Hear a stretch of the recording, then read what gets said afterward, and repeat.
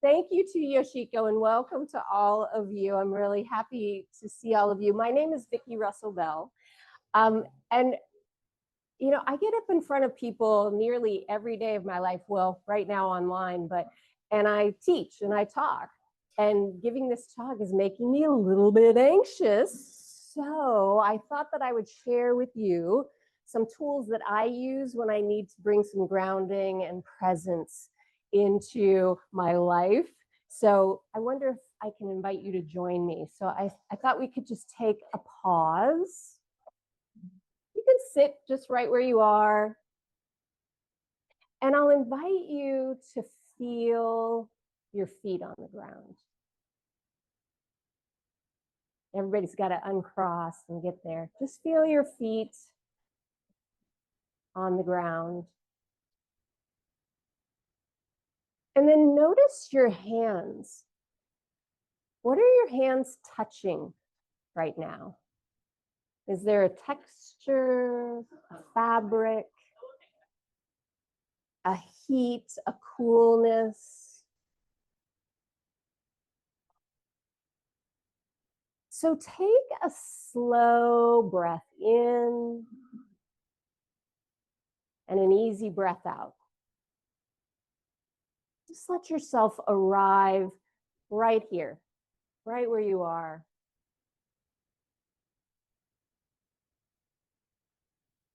And I'll invite you to take another breath in and maybe purse your lips and slowly blow that breath out like you're blowing it out through a straw or you're blowing out some birthday candles.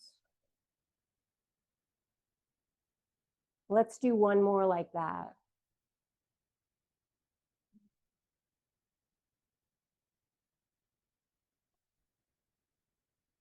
And as you're here in your body, in this spot, just recognizing this body, this breath, this moment.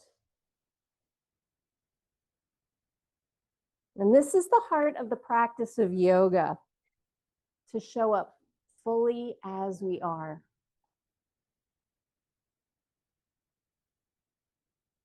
So here's how it all started for me. It was 35 years ago. I was living in Cincinnati, Ohio. I saw this flyer with big block letters. It said, "Stressed out?" And I was like, yes. And then it said, "Do yoga," with all these exclamation points. And I was 25 at the time. I was just out of a relationship, starting a new job. I just was trying to figure out who I was. And at that time, particularly in Cincinnati, Ohio, but pretty much everywhere, there were no yoga studios back then. No such thing. There were no yoga mats. There were no yoga pants. There was no Lululemon. Like, none of that existed. And yoga was actually a bit counterculture, especially in Cincinnati. I mean, I think it was probably a little different out here. And so I was drawn to it. And I was like, okay, I'm going to go try this thing. And I went to the address on the flyer, which was a new neighborhood for me. It was dark outside, and I got to the address, and it was a hair salon. And I was like, what? I opened the door, and Sandy, the hairstylist, yoga teacher, had moved all the furniture out of the way for her 4 students. I was one of them. And that evening, she just led us through a bunch of really unfamiliar physical poses. Some of them were uncomfortable. She reminded us to breathe all the time, which was helpful. And I really recognized that night that for the first time, I was paying attention to how I felt. I wasn't paying attention to how I looked, but I was really noticing how I felt. And that was just brand new for me. It was like I was meeting my body for the very first time. And what I was noticing was a lot of stress. And I was 25. So I thought, I'm going to sign up for this 8-week series. You know, what do I got to lose? So I'm showing up every week. And partway through that time, I was out with friends at a restaurant. And I remember sneaking off to the bathroom to do a forward bend and stretch out my back. And I was like, okay, I'm hooked. This is like I really like this stuff. But the part of the practice that always stuck with me was the relaxation at the end. I don't know if you've ever done yoga, but it's a pose called Shavasana, and you lie down and you rest, and that really stayed with me. So every week we would lie down on the ground, and Sandy would just read this progressive relaxation out of a book. And some nights I felt like my body was humming, and some nights I felt like I was hovering above the floor. I'd never been so relaxed in my life. Like, it was just incredible. And I wanted more of that. I understand it now. I understand sort of the science of it. I got there, I moved, I breathed, I was present, and that allowed me to drop below the busyness of my mind. And I felt free. So I kept practicing. I won't go into the story of how I started teaching. That can be for another day, but I started teaching and it was great for me. It was fun to teach. I was super excited about sharing what I was learning about this practice with people. But over time, teaching became this deeper thread for me. It was a steady thread that sort of led me through, imagine, in all these years, through all of life's changes. And it was particularly helpful when times were tough, like when my mom died. And when I was teaching and when I was practicing, I didn't have to pretend like I was fine. I could just show up like I was. I could show up, unroll my mat, breathe, feel grounded, feel better. And I wasn't performing, I was practicing compassion, curiosity, presence with myself, but also with my students. So to this day, 30 years later, yoga anchors me and it helps me remember who I am. I should say yoga, teaching in particular. So then something happened that changed my teaching and my life. I have a longtime yoga teacher. Some of you may have heard of him. He's from Berkeley, Richard Rosen, has taught for years at Piedmont Yoga Studio. So Richard has Parkinson's. Richard is a brilliant, funny teacher's teacher. He's just an amazing teacher. And a nonprofit Parkinson's organization found out that he had PD. And they said, hey, would you be willing to teach a series of classes for people with Parkinson's? And he was like, sure. And he asked me, hey, would you help me out? And I'm like, yeah, I'll assist you. So we showed up and there were probably about 15 students. And it was really humbling because a lot of these people needed a lot of help. And a few weeks in, Richard came to me and he said, I don't want to do this anymore. This is really hard for me. It was, confronting for him to be in front of a group of people who had the disease he had, but were further along. It was just really hard. And he looked at me and he said, I think you should take over. And I was like, I don't know what I'm doing. And I'll never forget this because he looked me in the eye and he said, you know yoga. So he walked away and I taught the class. And that was 17 years ago. And I still work with not all the same group of people, but I still work with that organization. And I work with Parkinson's folks and people with neurological disorders every week. That experience shaped my teaching because teaching people with Parkinson's made me a better teacher, full stop. I got better at observing. I got better at adapting to help people be able to do the poses. And I got better at understanding and knowing what really matters. It taught me to be more present. It taught me to observe more deeply. It taught me to listen more closely and to let go of perfection of what things needed to look like. It just helped me be open to all the possibilities. So I always say working with people with Parkinson's is a little bit like working with aging on steroids. It's like it's like you're aging faster. Things are coming faster. So it's helped me learn how to support students. I was going to say as they age, because obviously I'm not aging, but as we age, that's not true. And to recognize that aging is not a problem to be solved, and it's not something to be fixed. It's a process to be in with care and respect and curiosity. When I was younger, I used to think yoga was about poses.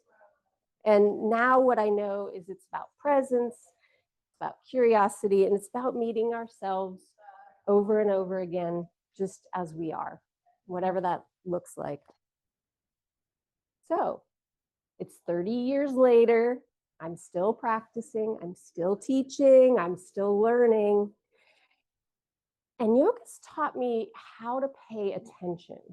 That's one of the really positive things. I believe that attention is a spiritual practice.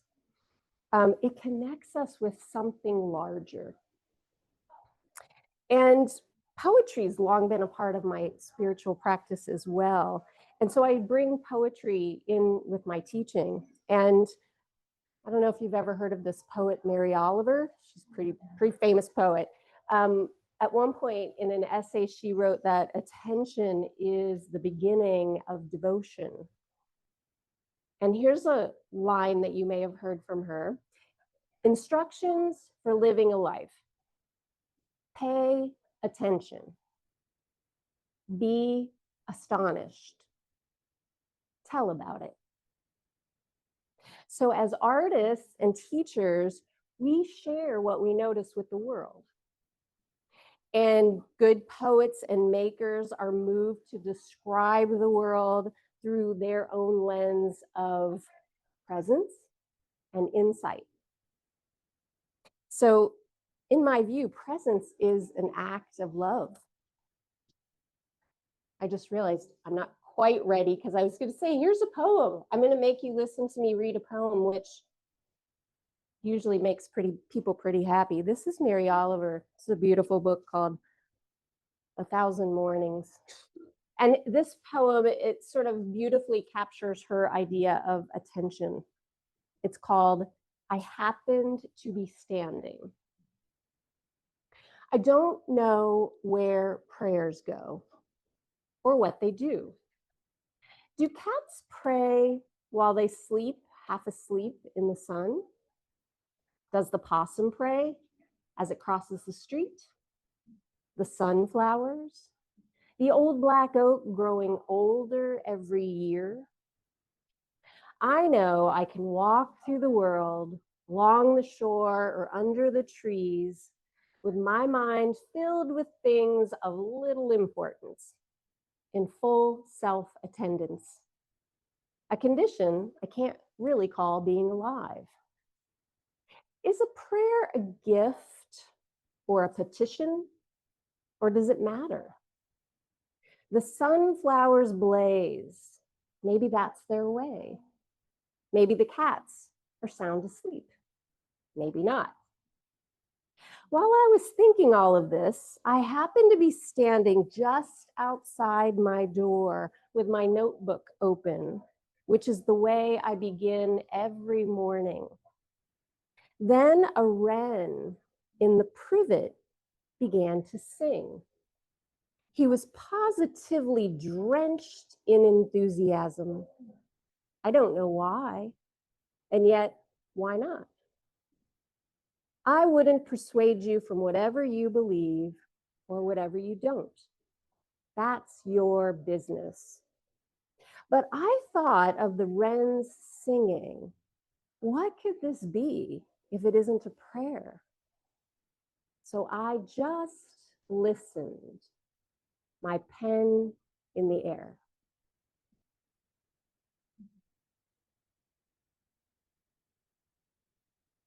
So I'll invite you just one more time.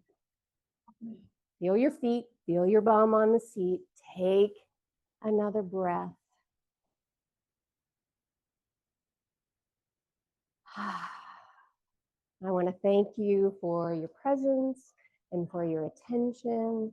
I want to thank Yoshiko for all of her support and honor her for all of her amazing work these last few years. And thank you for my students who popped in and showed up for this too. Thank you so much. I hope you have a lovely rest of your afternoon here.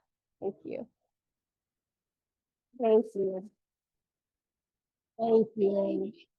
Thank you. Oh, wonderful. And there's Tim Ingold, who is one of my favorite anthropologists. And he has a YouTube called Paying Attention. Oh, I love Art of that. Paying Attention. Oh. Art of Paying Attention. It's very interesting. All right, I want to check that out. His That's name fabulous. is Tim Ingold. Ingle. He Okay. has a lot of YouTube. He's very popular. Like art, architecture, anthropology, and archaeology. He also talked about each step is like a stage. Oh. Think about walking, you walk. Yeah. It's about the Bible metaphor, which I like. That's how I lines and nothing, and you know. Thank you so much. Thank you, Yoshiko. We really honor such incredible gift you have been giving us. Thank you. Thank you. And persevering with Online. Well, luckily, you know, being online, you were traveling all over the world, and I see you every week. So Yes. even though you don't recognize me. All right. And the next your microphone. Oh yeah, please take that. Who knows what else?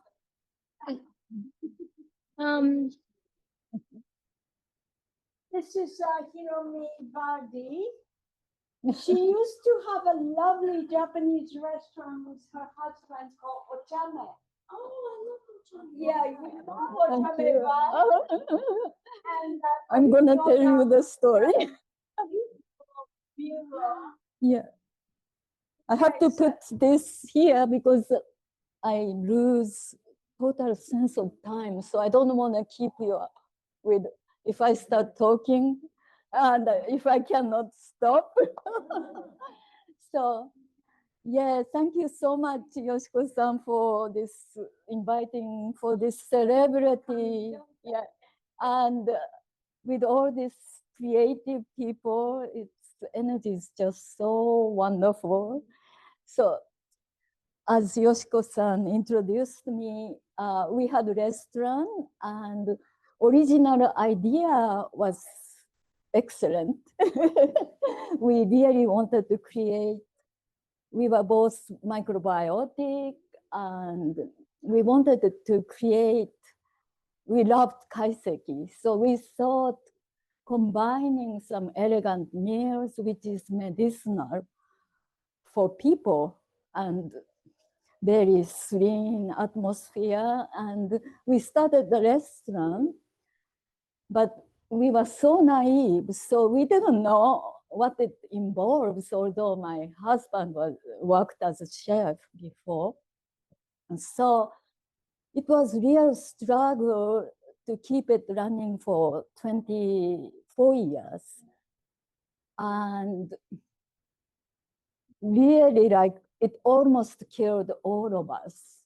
It's like, and when I started, I just had third child at over 40, and I had 3 children. I could hardly be there.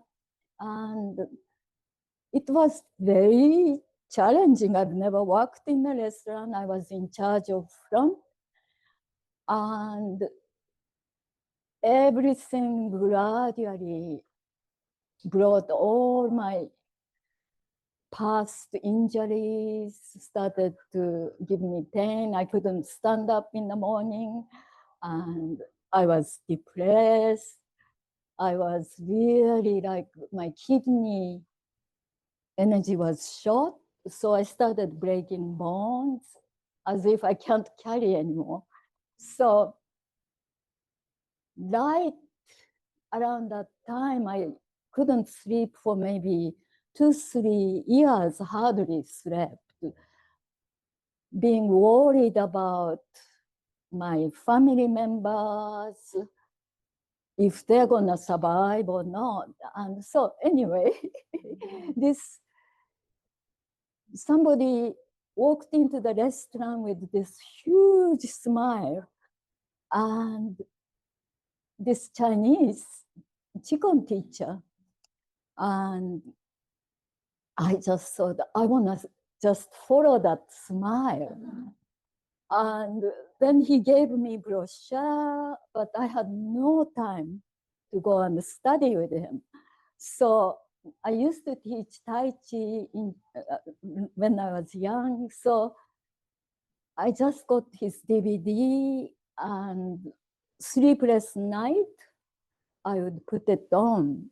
And miraculously, there's a movement called lift chi up for chi down. We just do self-healing, and we can bring somebody you're concerned or world problem all into yourself, and keep pouring this infinite healing chi, showering with yourself, and then expanding to the universe, receiving it. So miraculously practicing this, after a few months, I was being able to sleep and gradually felt a little bit stronger. And it was amazing. Since then, I never stopped, and I never had the intention to teach. But I didn't even have money to really go to retreat, no time. And miraculously, my social security money comes in, and I just hung on to it and kept it. And the day we closed the restaurant, we left with huge debts, lifetime debt. Also, but I had this money I saved, and I went to the first retreat, and they gave me, this was teacher's certification retreat, and he said, oh, if you were teaching Tai Chi before, you can come. And then he gave me certificate to teach. And since then, it's just kept on going. And then suddenly, Rudra Mandiya Meditation Center asked me to teach Tai Chi after we closed restaurant.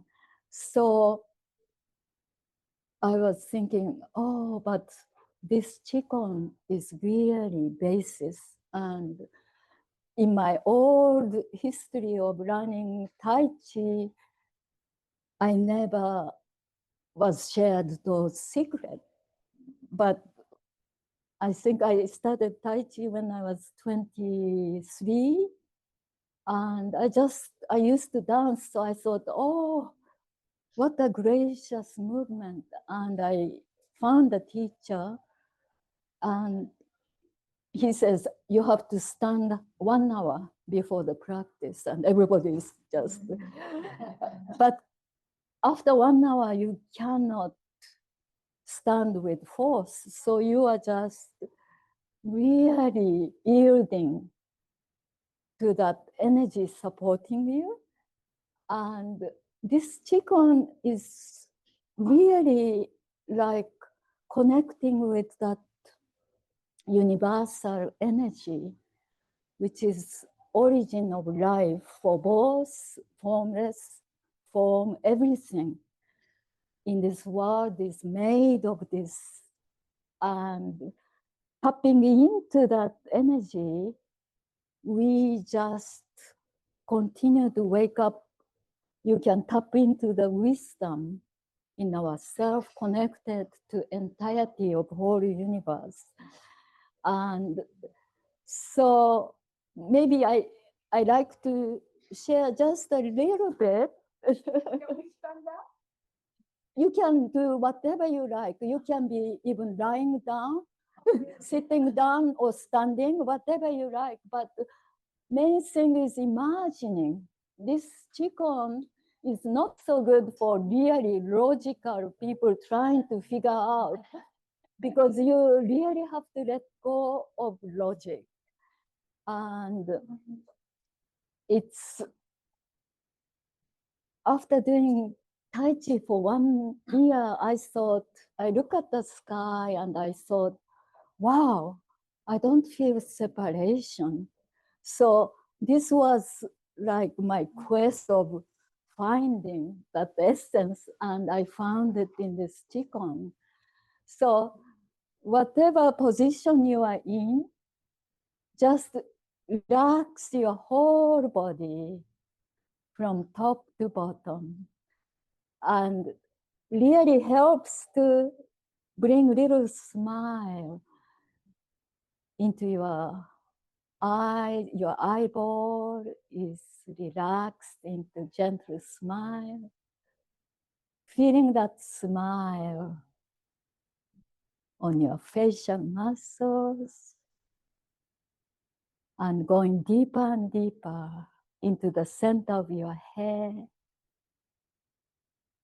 From the center of your head, like the sunshine smiling to your heart smiling to all the organ system, feeling entire body space shining with deep inner smile. So whenever we practice, we really want to keep this deep inner smile. And you can let arms float up,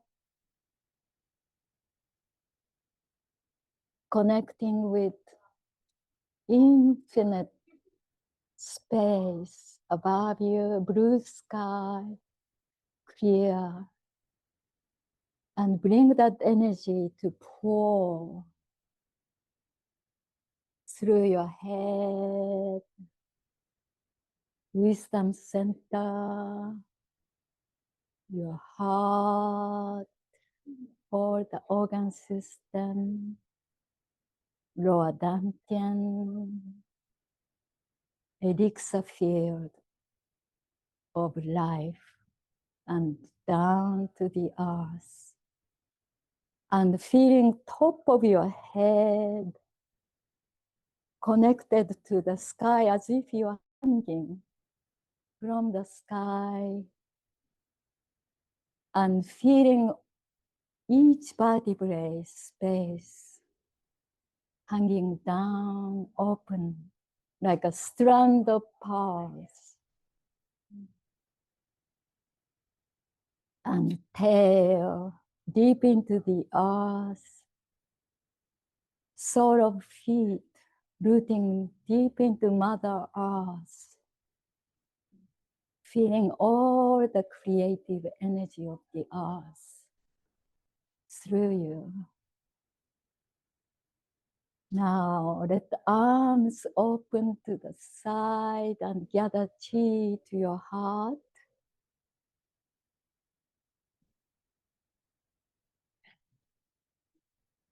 And feel your heart. And we'll make the sound of heart. So feel your heart vibrating. It doesn't matter how big your voice is. Could be just whispering inside, but feeling the vibration of your heart as you make the sound shin. Feeling your heart, feeling of joy deep inside, unconditional joy. And massage your heart with deep gratitude and love.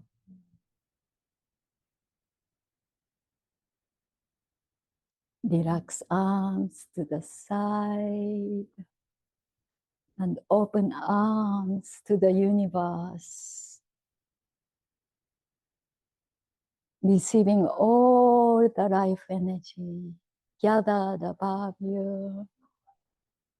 And as you drop down, you make sound, song.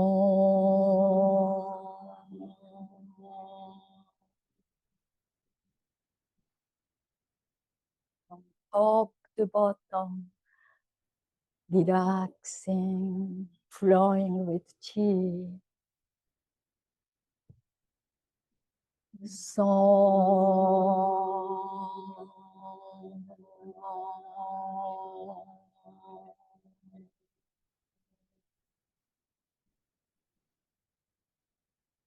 All the body becomes space and chi flowing. Song.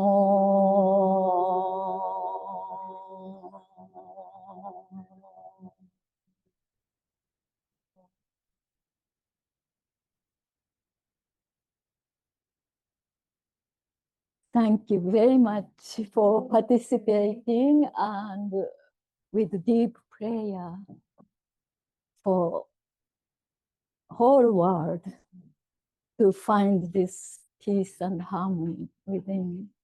Thank you. Thank you. And we say Haora.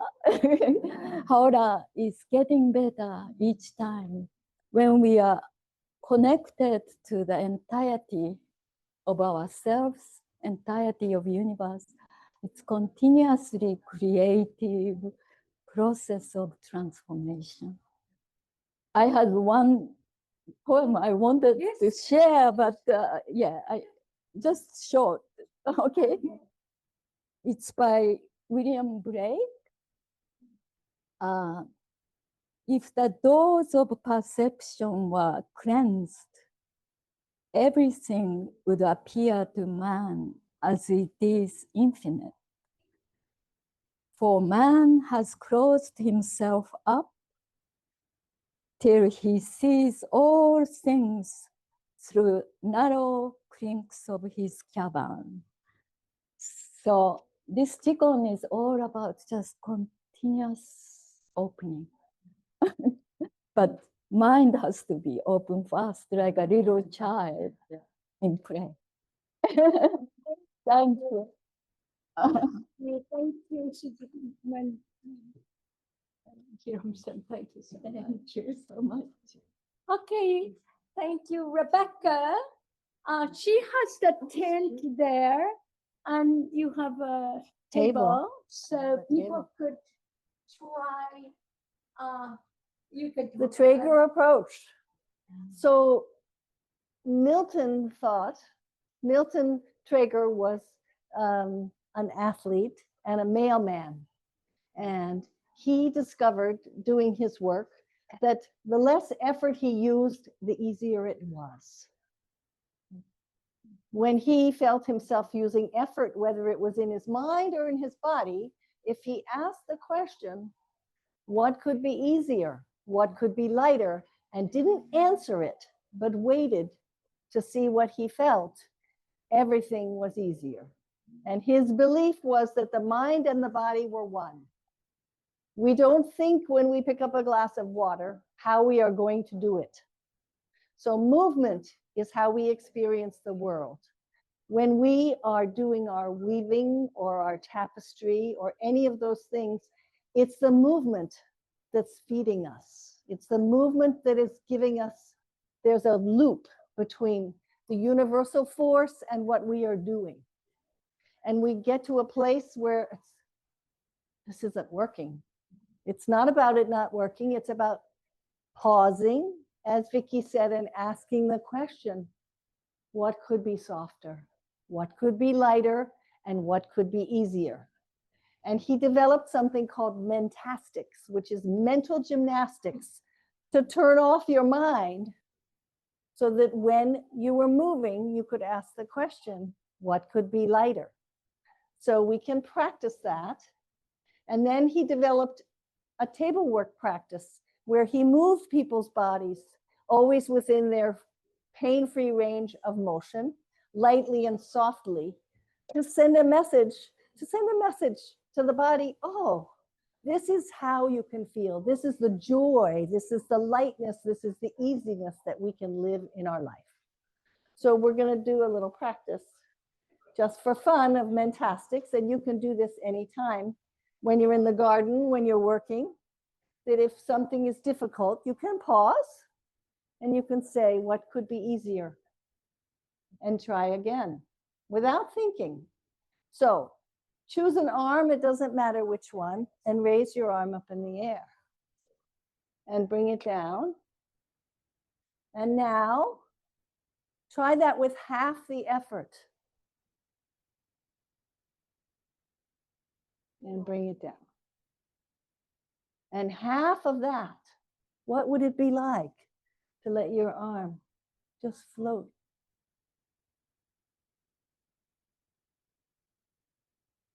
And now raise your other arm.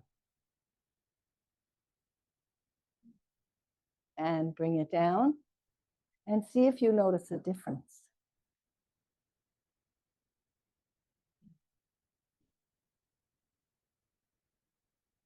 For myself, my other arm was quite a bit heavier to get it up there than the one that I used. So that's true in all movement, which is functional. And actually, I was an occupational therapist, not a physical therapist. So I was very interested.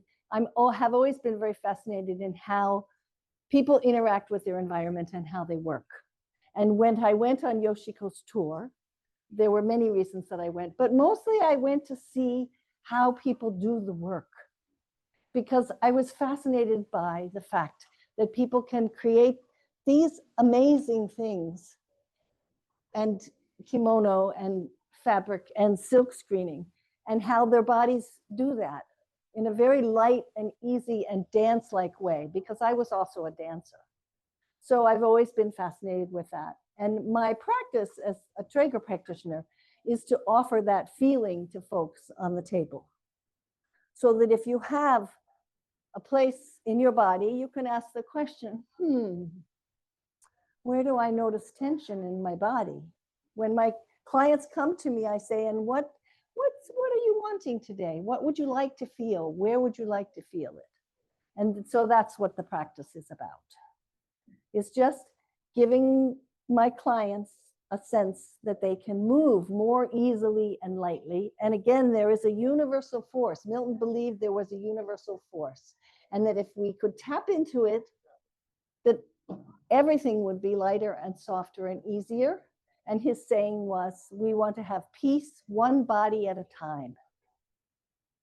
So while you meander around here, I have a little sign-up sheet, and if you'd like to have a little test of the feeling of the hands-on work, you can, usually it's mobbed, but you can come and lay on the table and I'll put my hands on you so you can feel what the practice is like. And there's some literature there also, and you can go online. I'm not a social media person. I don't have slides because it's three-dimensional. But you can go to Trager.com, and there we are in 11 countries, including Japan. And yeah, give it a go. And that's all. What could be easier?